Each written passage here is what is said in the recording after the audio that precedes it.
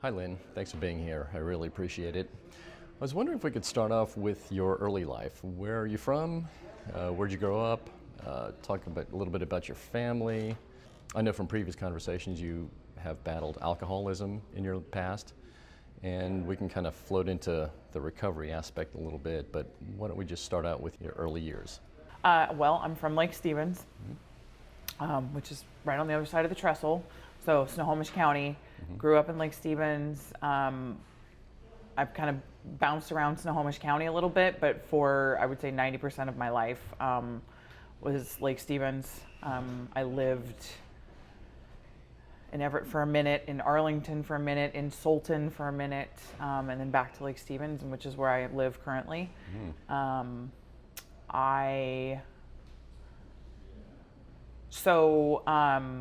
My parents got divorced when I was 11.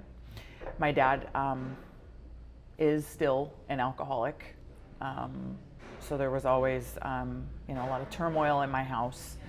My mom she had a daycare when I was younger, and then when I got a little bit older, she was actually a school teacher. And my brother and I protested daycare. So from a very early age, I feel like we were 7 and 8, we stayed home. And we just kind of ran around the neighborhood and hung out with the neighborhood kids and, sort of made our own rules, which was fine until we got a little bit older. I was 11 when my parents got divorced, and I played softball and my brother played baseball, and we were less than 2 years apart. And when not that my dad was a huge help anyway, but I feel like one of the things that sort of turned me maybe to the wrong direction was my mom said, I can't take both of you to sports. And so my brother got to continue playing baseball and I didn't. And so I decided extracurricular activities were going to be better suited for me. So I hung out with a little bit of a rougher crowd. I started smoking cigarettes when I was 11, 12. I was in 6th grade. The summer between 7th and 8th grade, I started smoking pot. I was also dabbling in drinking at a very young age, probably 12, and also being promiscuous at a very early age. My dad moved to Eastern Washington when I was 13, and about 6 months later, I decided I was going to go over there. And my mom was kind of like, yeah, maybe you need a change of scenery, because I was not making the greatest decisions at a very young age. And so I went. My dad lived on a dairy farm. My uncle had a dairy farm, and so I moved over there in the middle of nowhere in Sunnyside, which is in between Yakima and Tri-Cities. Lived on the dairy farm for, I don't know, a year and a half. I didn't have any rules. And I wanted to make money, so I used to milk cows. And, I was the only girl on the dairy farm, and the rest were all, the farm workers. And they were always willing to give me cigarettes or give me alcohol or give me whatever. And so I just kind of continued on that path of bad decisions. And my dad basically was like, as long as I was going to school and I was passing my classes, he had done his job. Right. And that turned into me just going down the rabbit hole of making even worse decisions and starting, doing hard drugs. When I was, 14, 15, I was doing cocaine. My best friend at the time was a couple years older than me, and she was dating, the local drug dealer, and so it was all free. I never had to pay for it. We would drink, we would party, just do really bad things at a very early age. Everybody always thought that I was older. I looked older, I guess. Maybe I acted older, I was more mature. And when I was 15, almost 16, my dad kicked me out. It was on Halloween.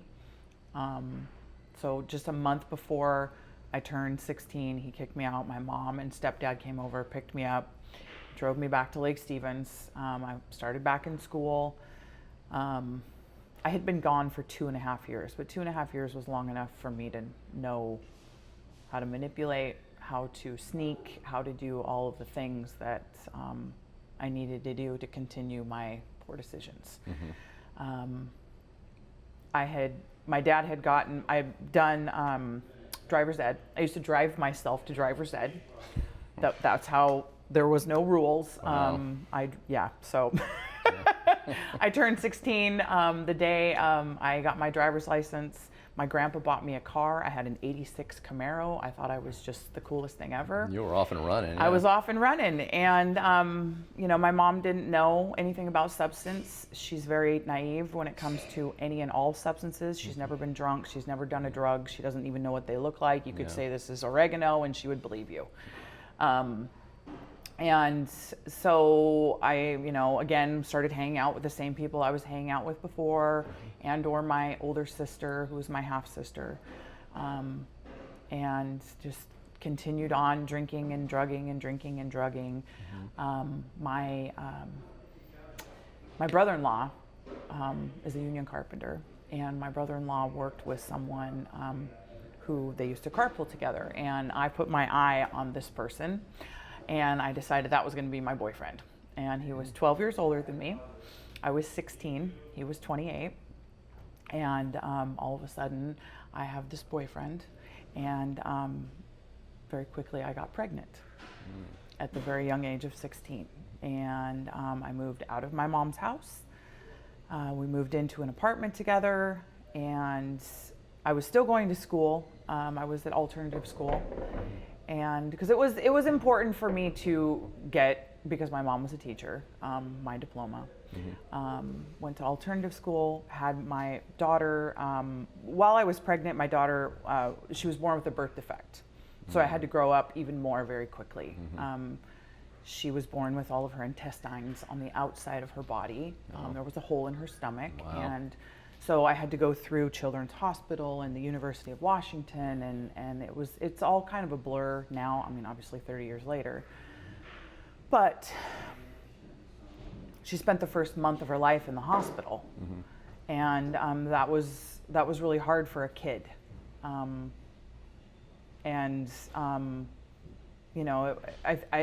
Looking back, I don't know how I did it, but I did it. I got up every day. I went to the hospital.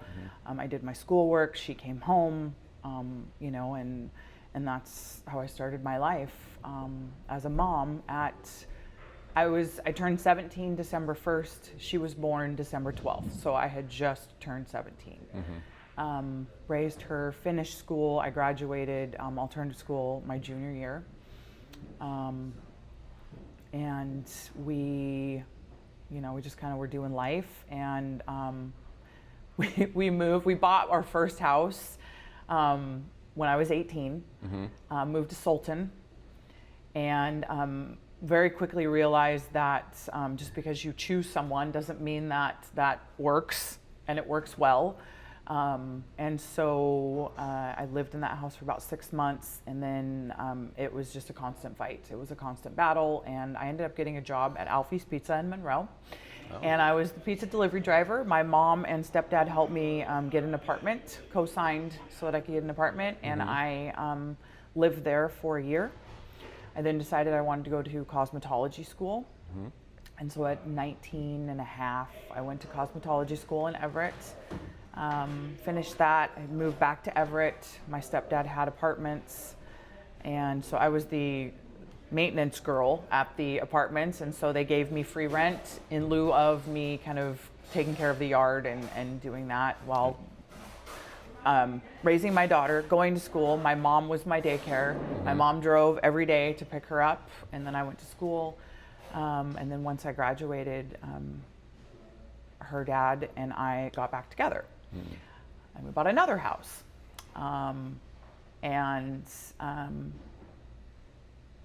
Lived in that house for a couple of years. Then we bought our third house, which was in Lake Stevens. And then we ended up getting married. I had 2 more kids, my boys. I was 23 and 25 when I had them. Everything was just kind of, status quo. I was doing hair. And he built me a salon out in the garage. And so when I had the boys, I could still work, and my friends and clients came over, and I was doing hair while being a mom and doing all of the things. And then I ended up getting my real estate license when I was 27. That sort of put me into the trajectory of, I had always been able to make money. I always worked, like from probably age 10. I was babysitting, I was, milking cows, I was doing all of these things. Right. And so I was always working. And so I was cutting hair, or I was, doing odd jobs, whatever, just so that I had money. My husband at that time was a carpenter, and he made good money. And so we were great. We had a house. Then I got my real estate license, and then I started seeing big paychecks, and I thought, oh my goodness. Right. Well, he didn't like that I was branching out and that I was gone, and that his, he was the guy who got up, went to work, came home, and that was the end of what he had to do. I was maintaining the children, the house, the yard, all of the things, and working. Right. And so I got sick of that really fast. Yeah. So we decided that we no longer were a good match, and at 28, we got divorced. I kept the house, he moved out, and that was kind of when my drinking career kicked in. Oh, really? Okay.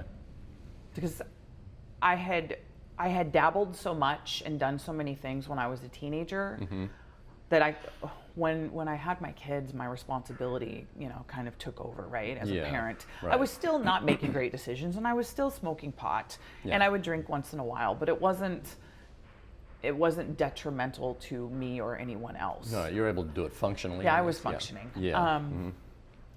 When we got divorced, every other weekend I had free. And I'll tell you what, at 3 o'clock on Friday, I was off to the races until 5 o'clock on Sunday. And that was my turn it off switch, tune out, life as we knew it changed. And I had met somebody over in Eastern Washington, so I would go back and forth, party all weekend, come back, and then I went through this cycle of men, another one of my addictions.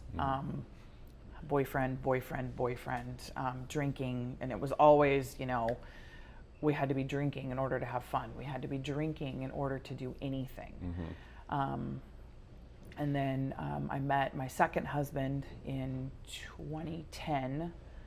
I don't know how old I was, 2010, whatever that was. We got married about a year and a half after being together. We got married in Vegas. I don't remember the wedding. Okay. Wow. Must have been a whirlwind. Yeah. I don't remember a lot because I was drunk the whole time. Yeah. And that was basically how our relationship was. And the real estate market was really hard. I was struggling financially. I was doing everything I could to keep it all together. And what year was this? 2010. Oh, okay. So after the crash had happened. Yeah. And I kind of maintained for a little while, but I guess to back up to 2009, before I met him, my second husband, the market had crashed horribly, and I got my bus driver's license in Snohomish. Okay. And I started driving school bus, which was not anything that I had ever dreamed of, nor enjoyed doing, but it was an income. My kids were, the boys were like 4 and 6. They went to daycare. I had to get on to, I had state insurance. The boys had help with daycare. I had an EBT card. And so, I was doing all of the things, trying to keep it afloat. Still living in my house, so I was still trying to maintain a house payment, and not lose that. With the real estate, so I got kind of hot-headed, and I went out and I bought I bought a house, a second house. I bought a car. I bought a Harley. I bought all of these things, and then the real estate market tanked, and then so did everything else, right? So then I'm like scrambling and trying to figure out life. Right. And then got with my second husband, and then kind of, started to come back out of that, right? So I'm grateful for services and resources because I needed them. Yeah. But then I also had a pride thing, and I didn't want them, right? So as soon as I could get off of assistance, I did. Right. And then I was doing, so as a real estate agent, there is, back when there were all of the short sales and foreclosures, they would hire realtors to do what they call BPOs, broker price opinions. It's a mini appraisal. So an appraiser gets paid, nowadays like $1,000 to appraise a house. Back then it was more like $500. Well, they would hire starving real estate agents and pay us like $50 a house. Oh. So that was how I made my income. And then he was very handy, and we were flipping cars. Oh, We wow. would buy a car, he would fix it, I would clean it up, we would sell it, and that was kind of how we survived for like a year or two. Okay. And then he got back to, he was also a union carpenter, and he had been laid off, so he went back to work, and so then things changed. He got laid off again, got a job at Boeing, hated it, but he was working. Between the two of us, we had 5 kids. Yeah. We needed insurance. Yeah. And so we just kept, doing the thing. I was working, he was working. Real estate started changing again, and I started making a good income. And so then I was making more than he was, and he didn't like that. And so then basically that was the demise of our relationship, was because I was more successful than he was. That was not acceptable to him as a man. And so we got divorced. And then it was just one relationship after the next, drinking. The drinking's ramping up at this. Yes. All the while. Yeah. I mean, everything that I did revolved around drinking, and then real estate was doing well. I was back to 6 figures. That was in 2014. And I was up to, 6 figures, and a good income, and I was, happy, thought that I was happy. All of the things were going as I thought. While I was drinking my life away.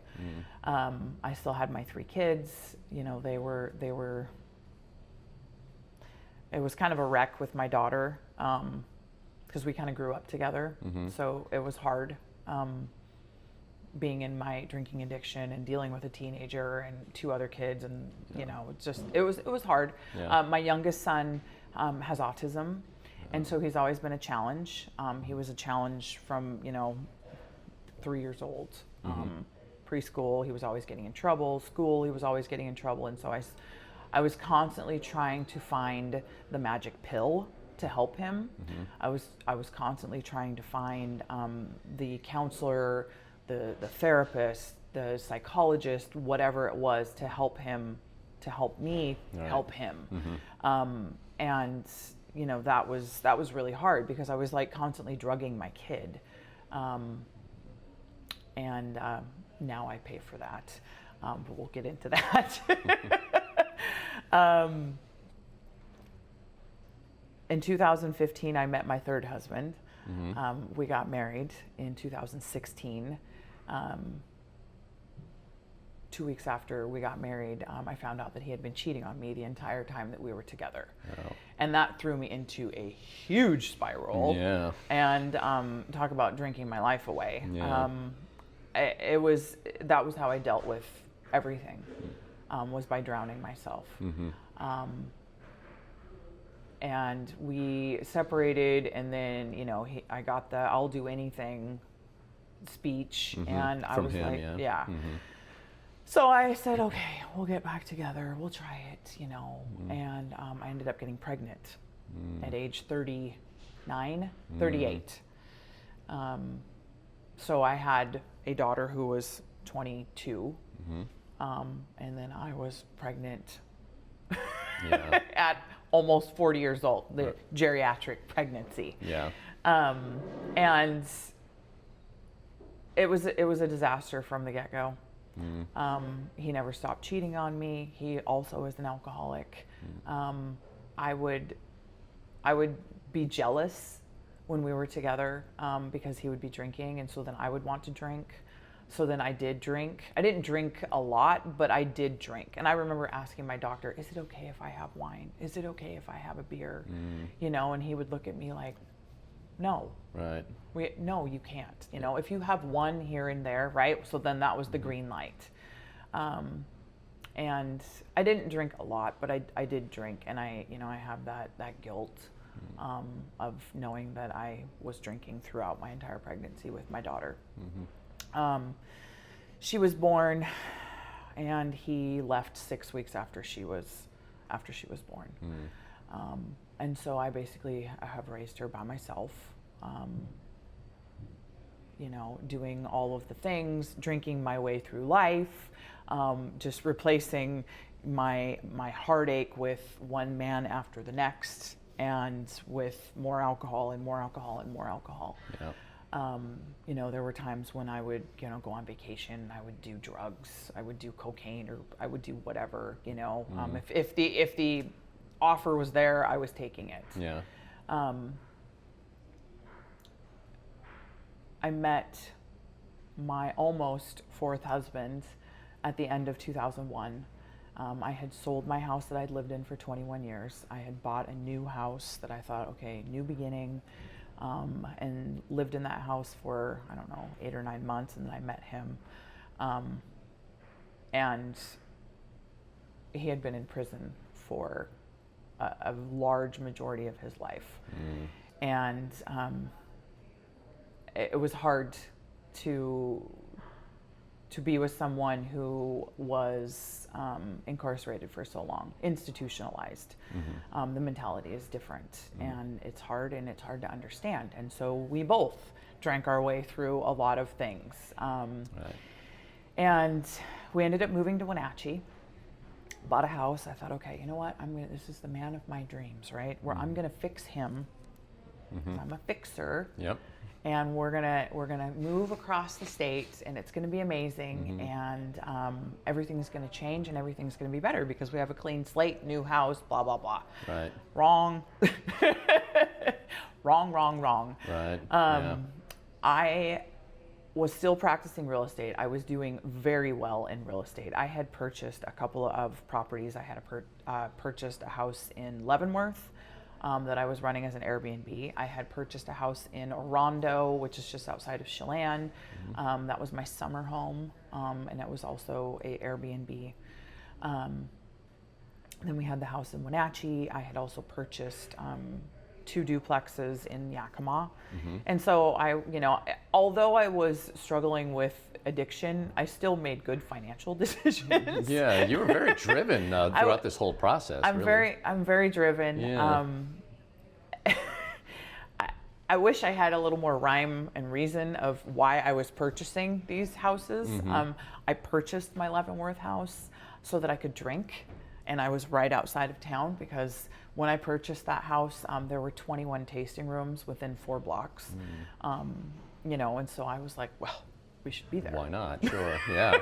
Orondo, when I purchased that house, it was Memorial Day weekend, and I had spent a week at Awapato Point in Manson, just on my own little vacation, and found Sun Cove. And when we went there to the open house, it was a party. People were driving down the street in the back of their boats, headed down to the boat launch, and you know, hooping and hollering. And I had my kids with me, and they were, you know, I don't know how old they were, 25 and 20 and 16 or whatever they were, and they were like, oh, this is where mom's going to be. Yeah. You know, this makes sense for her. Right. Moving to Wenatchee, so I had all those houses, doing what I thought was the right thing. And then I became the team leader of the Keller Williams over in Wenatchee for a very short amount of time. Right after I became the team leader, I had come over to Marysville, where my other Keller Williams was, where I still hang my hat for real estate, and it was happy hour. And we went to a brewery in Marysville, and I was the first one there, like always. And I drank until they shut us down at 10 o'clock. And then a handful of us went to a bar afterwards.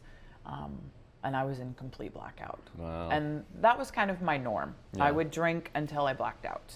And I got to the point where I could have maybe 2 drinks and I would black out. I just wouldn't remember. Like my brain was shutting down because I was pickling myself. Yeah. And that night I left the bar. I was driving a Tesla. Interestingly enough, if you are in a blackout drunk, Teslas do not drive themselves home. The self-driving feature doesn't work. Right, it doesn't work that way, yeah. And I crashed my car.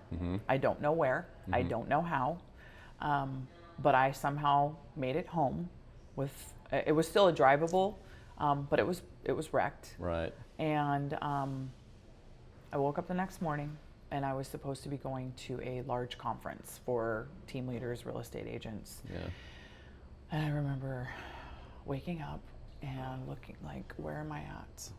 Wow. You know, looking over, okay, there's Jeremy, and we're in the 5th wheel because I had a 5th wheel over here because I would go back and forth.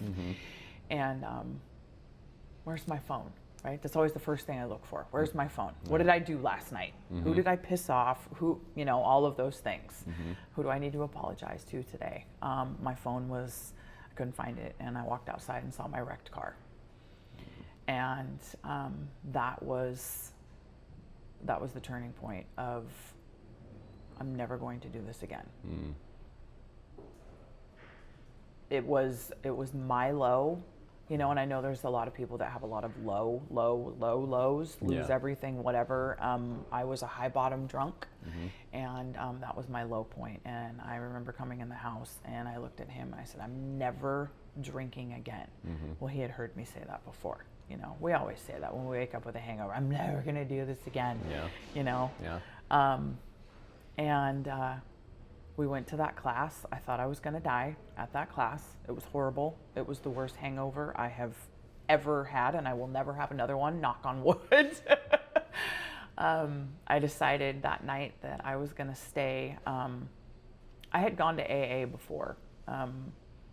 In 2019, when I was going through the worst divorce of my life with my daughter's dad, I was the team leader at Keller Williams in Marysville, and we went on a huge conference called Family Reunion, and we were in New Orleans. And I got blackout drunk 2 nights in a row. And my friend / boss, when we got back, he looked at me and he said, you either quit drinking or I'm firing you. And so I decided that I should quit drinking. And then somebody, I don't know, I was just having a random conversation, and it ended up that she was in the program. And she said, do you want to go to a meeting? And I said, well, what does that look like? And she goes, well, you can just come and see. Check it out. Right. And so I started going to AA. I went to AA for about 6 months. I had a book, but I didn't open the book. You know, and they say, do the steps, get a sponsor. I did not have a sponsor. I had people that I could talk to, but never had done what I preach now to everyone around me. Is, you know, do the steps and get a sponsor, work a program. Why didn't you do that? Just you felt like you didn't need to? I felt like I wasn't done. Okay. I know now that I wasn't done. I wanted to get through the hard parts of my divorce with, you know, a clear head, but then I ended up dating someone, and he said, you are wound so tight, you need a beer, you need an edible. I just remember him pounding those things into my head, and so for so long, I listened to it, and I was like, no, and then peer pressure led to me going right back down the rabbit hole. So I had 6 months of sobriety. Back in 2019, and that was it. Okay. And then fast forward to January 13th, 2023. That is my new sober date now. I was living in Wenatchee. He and I ended up breaking up. It was very rocky. He didn't like the fact that I was getting sober and he wasn't. I was a hypocrite. All the things, you know, that we go through in our relationships and our recovery, and knowing that I wasn't really in a real relationship, it was a trauma bond. Yeah. Yeah. Now that I know what trauma bonds are. Yeah. I started going to AA in Wenatchee, and literally that's what I did for, I was the team leader for about 90 days, and then they decided that I wasn't a good fit, and I said that's fine, and I had enough money to kind of keep me rolling for, I don't know, probably a year, and so I literally just focused on my recovery. Okay. I found a sponsor. Yeah. I worked the steps. I went to AA sometimes 2 and 3 times a day. I remember coming over here to Easter. I had almost 3 months of sobriety, and I couldn't handle it. My mom was like, why, what's wrong? And I just couldn't deal with like my first holiday of sobriety, and I was always drinking my way through holidays. Right. And so I had driven over here to be here to see my kids, and I ended up only being able to be at my mom's house for like an hour. And then I drove back because I knew that there was a Sunday meeting. And there's a guy over there named John, and I remember John saying, John's an old timer, he's got, I don't know, 20, 30 years of sobriety. And he said, sitting in that meeting, that you are my people. You understand me. Right. He says, my family doesn't understand me, which is why I'm not with my family right now. I was with my family earlier, and now I'm with my other family. And that has stuck with me, because there's something about recovery that normies don't understand. And it is, we have a different mentality. And to sit in a room full of like-minded people is very powerful, and it makes you feel okay. Yeah. So working on my recovery, I decided that I needed to move back to this side of the mountains, because I was then over there by myself with my daughter, who was 6. Yeah, she was 6 at the time. And so her and I moved back. I put my house up for sale in Wenatchee. Jeremy had already, we had dispersed, very ugly, we had to, we didn't have to, but I got a restraining order, and it was really ugly, and I hated it. And I learned a lot from that relationship, going through getting sober and moving back over here. And I remember one of my friends from Wenatchee, there's an Alano club over there.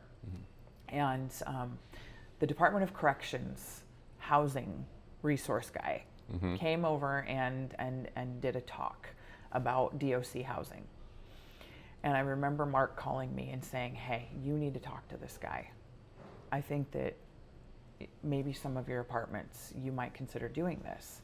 Well, I didn't know what DOC was. I knew because of the person that I had been with, he had talked about being in prison and those types of things, but I never thought about it in the way that I think about it now. Right. DOC housing, Oxford houses, recovery houses, what is that? What does that life look like? And so I started asking like my friends that were in recovery, what does that look like? Do you know anybody that lives in an Oxford house? Do you know anybody that lives in transitional housing? Yeah. Do you know anybody that's on DOC that I could talk to?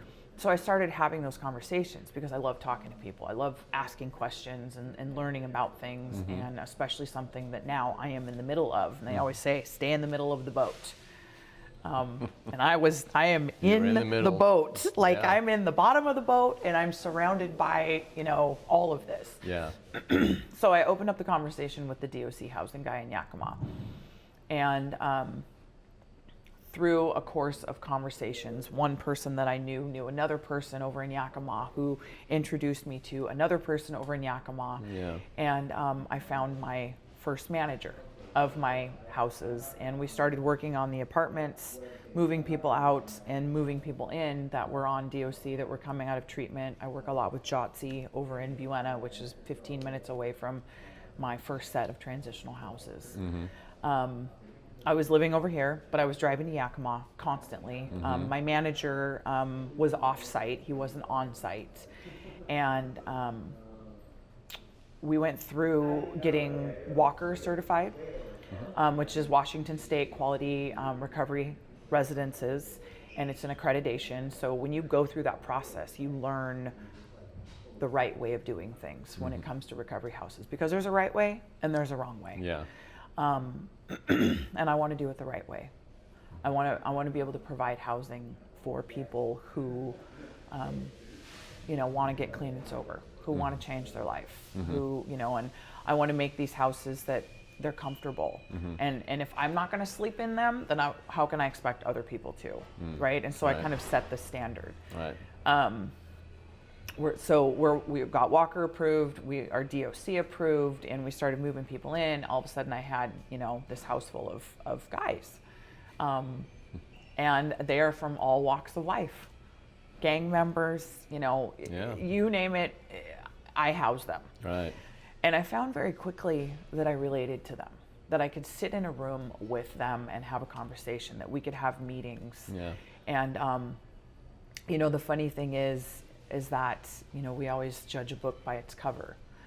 And I show up, I'm this tall, blonde, attractive woman with, driving my fancy green Jeep that sticks out like a sore thumb. And they're like, who is this chick? Right. Who does she think she is?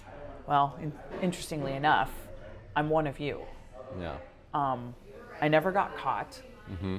I never went to jail. I never got a DUI. I never got caught when I was, doing drugs, selling drugs, driving drunk, and I drove drunk every single day. Yeah.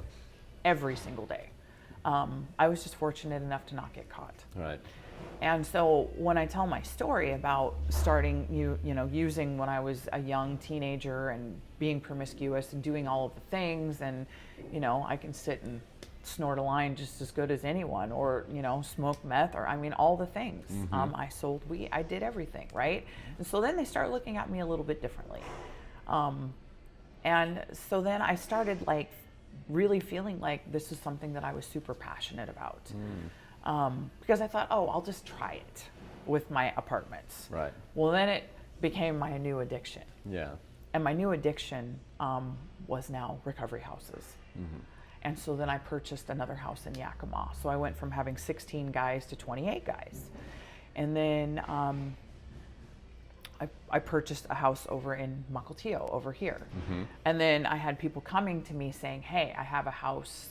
I like what you're doing. I see how you're helping people. Do you want to rent my house? And so all of a sudden I went from having 16 guys to 17 months later, I now house, right now we have 84 guys. Yeah. And we will have 2 more houses October 1st. And it just keeps growing and evolving. Right. When I went to a conference, a Walker conference last summer, so a year ago, all of the accreditation housing people were there. And so I'm networking with everyone, and I started, talking to people. And one of the people that I started talking with said, you need to go to the Recovery Cafe. And I said, what's that? Yeah. And he said, it helped me. It helped me learn fellowship. It helped me with a circle. It helped me with a coach. And he said, and then I went to Recovery Coach Academy. And I love learning. I love classes. I love taking trainings. And so I came in here, it was probably 2 months later, and I remember walking through the door. And Ali was sitting at the front desk. And if you know Ali, you know that guy is a storyteller. He is, yeah. It's an experience to be with him. It is an experience. And he was trying to tell me that he was the doctor. Yeah. And I did not know this man from Adam. And I thought, what? you know. And so anyway, we're building this rapport and this conversation. I thought, who is this guy? Right. And Lorenzo was there, and Daniel, and I came in and I said, I need to talk to Mike. Mike is one of the trainers for the Recovery Coach Academy. Yeah. And so we ended up having a conversation. And then I became a member because I wanted to experience what this looked like. So I became a member. So I came in on a Wednesday and I did the orientation and I got a circle. I have yet to get a coach, but that's okay. Yeah. But I still continue with my circles. And so when I started opening houses over here and learned about what the Recovery Cafe does and how it helps people in so many different ways, about fellowship, about, and it doesn't matter what you're recovering from, to be within these four walls. Yeah. But it is a requirement of my houses now. If you are in Snohomish County, you have to come to the Recovery Cafe, become a member, get a circle, and get a coach. Right. Because there are so many benefits and help with so many different resources. Right. With housing, with, you know, the people that come on Thursdays, and, you know, the acupuncture gym, you know, on Thursdays. Sure, and talking about the change program. And there's so many different people that come in here and offer services. All of the amazing coaches that are here, and you know, free lunch. Who doesn't want a free lunch? They've got great soup, you know, coffee, all of the things. Yeah. And I enjoy coming in here. Yeah.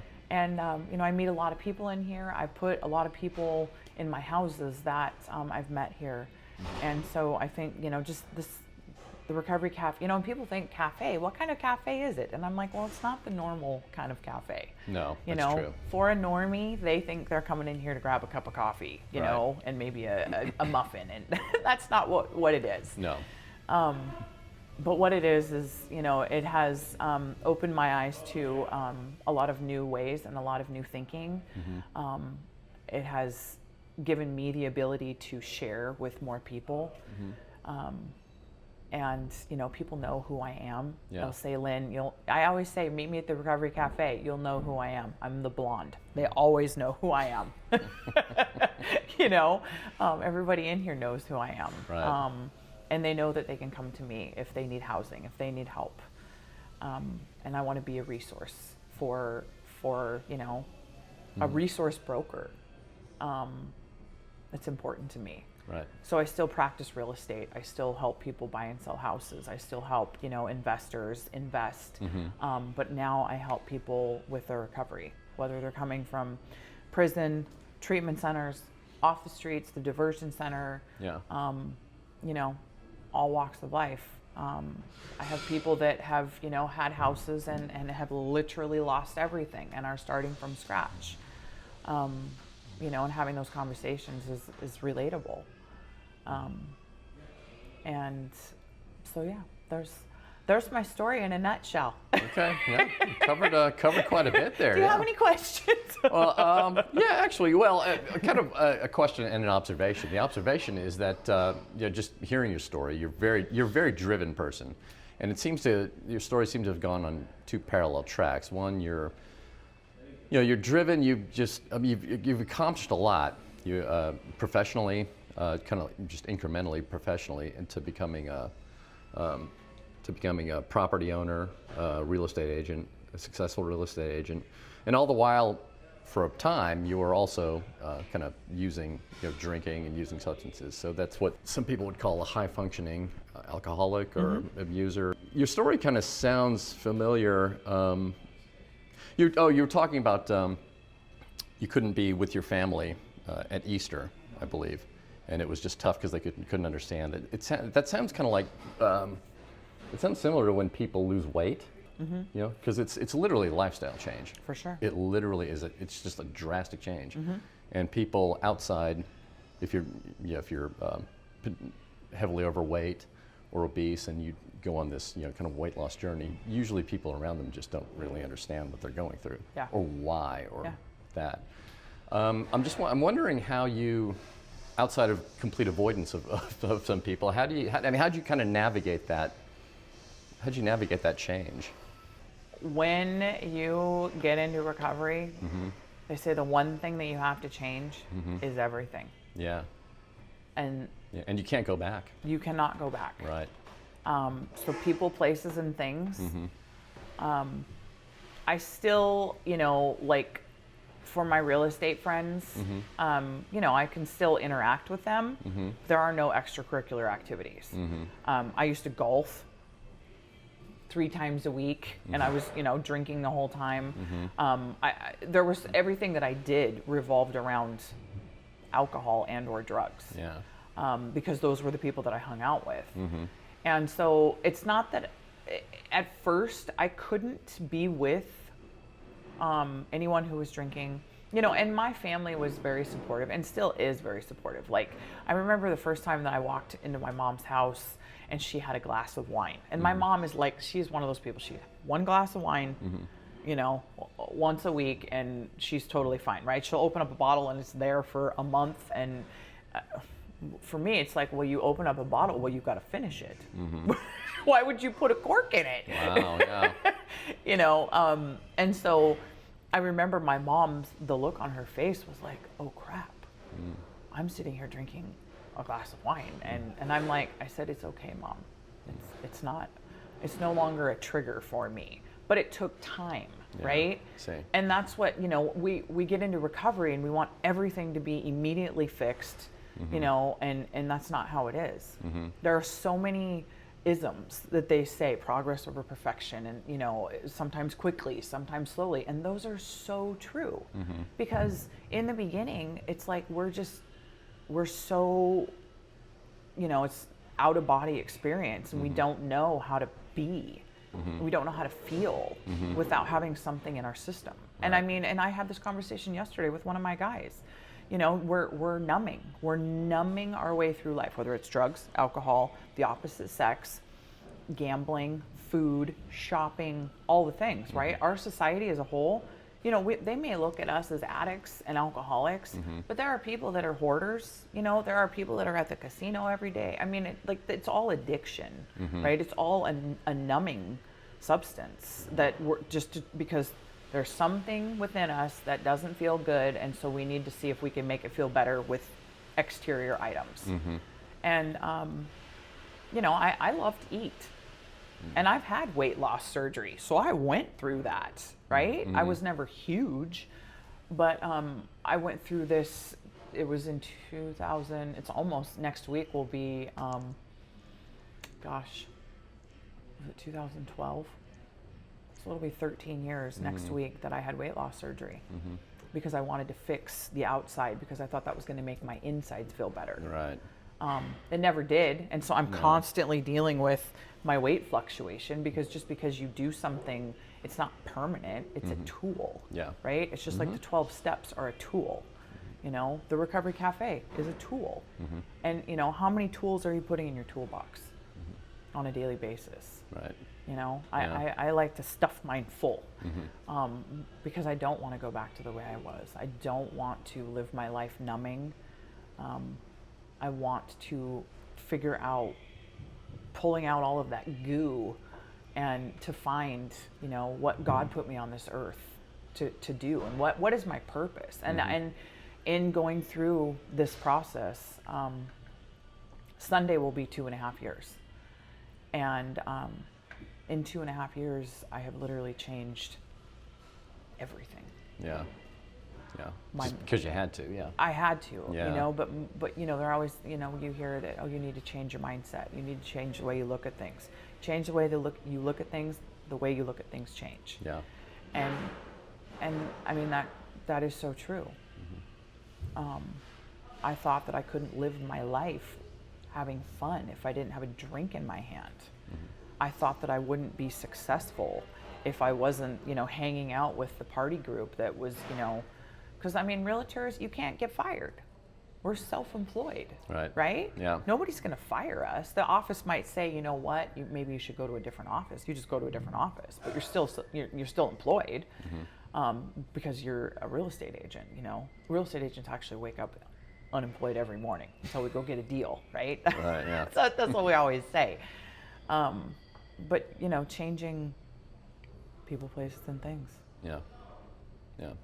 And now I find that educating people is where I want to focus, because there are so many people who are uneducated and they see that person holding the sign at the stoplight, Right. and it's immediate judgment. Right.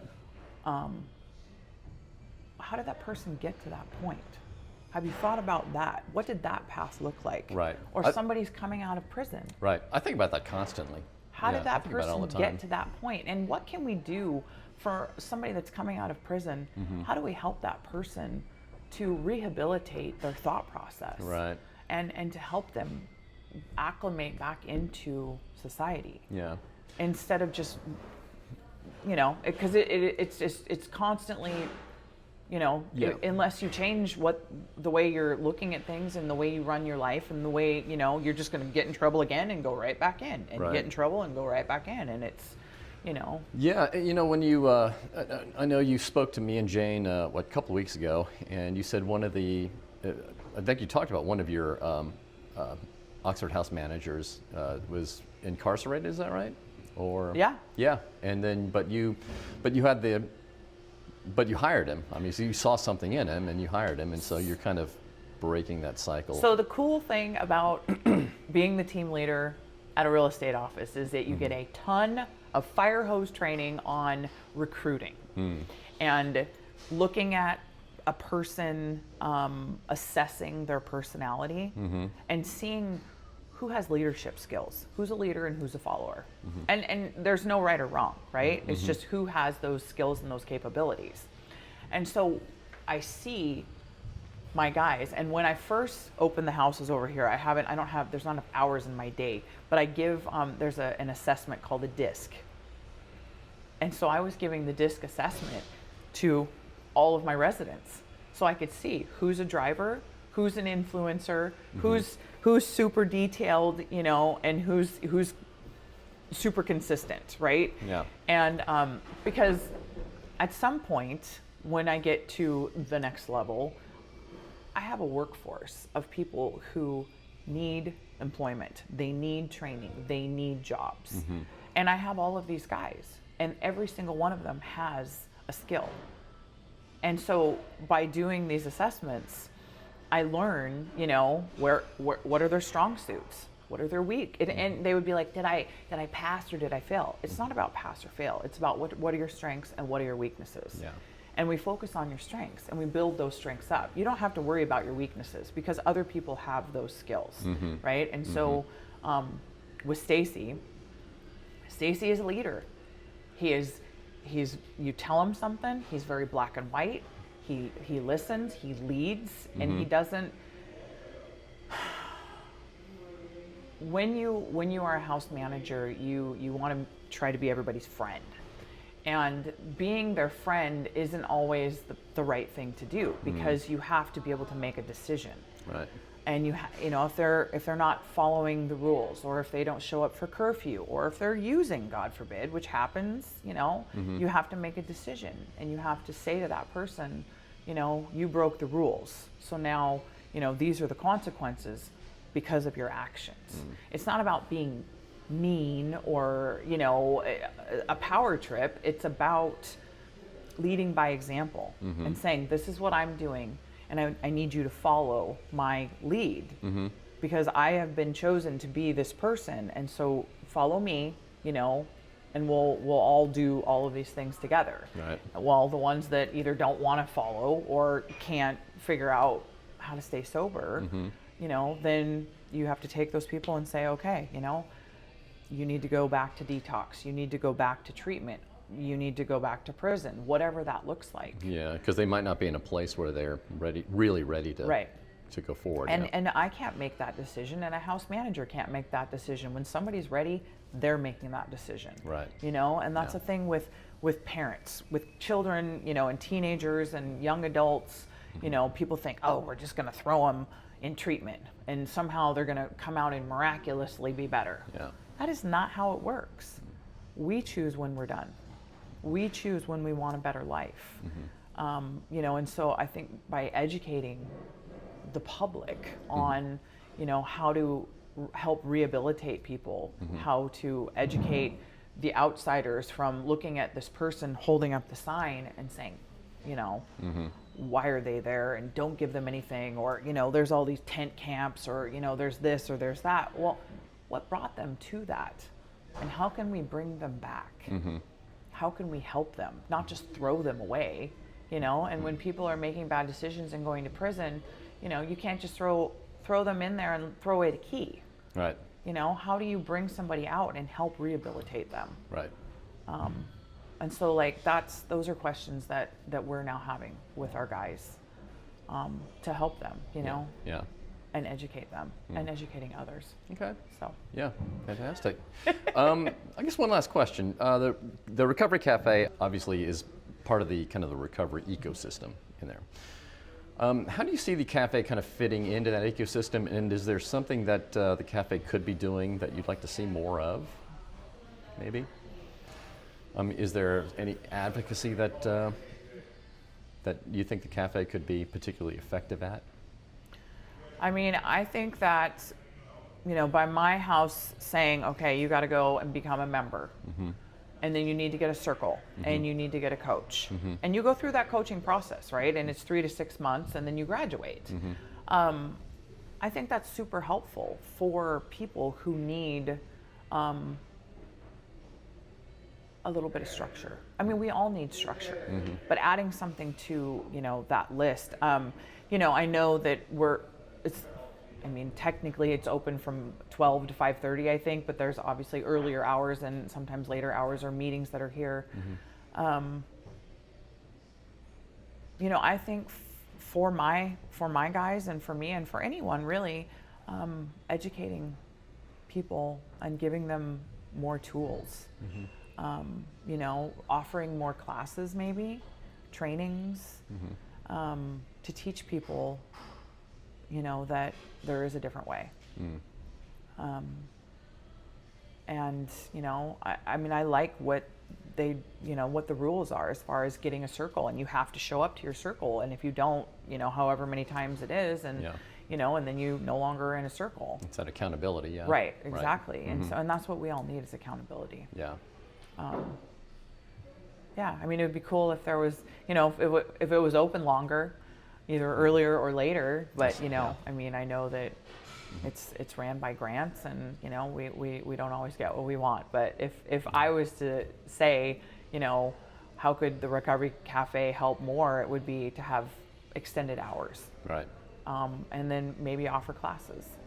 Yeah. That people could be a part of. Okay, great. Yeah. Are you a coach yet, or you're not a coach yet, right? I have gone through all of the classes. Okay. That is something that I want to do.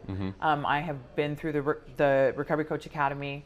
I did professionalism, I did ethics, and actually Monday and Tuesday we did spirituality. Oh, okay. And so yeah, you've about got it all, yeah. I have enough credentials that I can become a coach. Yeah. I also just need more hours in my day. Yeah.